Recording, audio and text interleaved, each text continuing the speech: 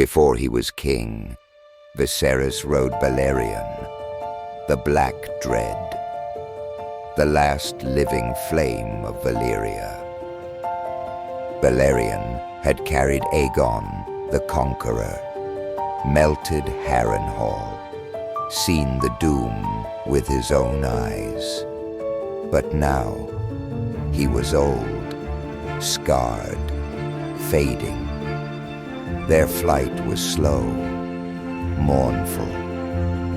Viserys said Balerion was searching for Valyria, for something lost. He never rode again. Some say he saw the end of dragons, others the doom itself. Whatever it was, it haunted him forever.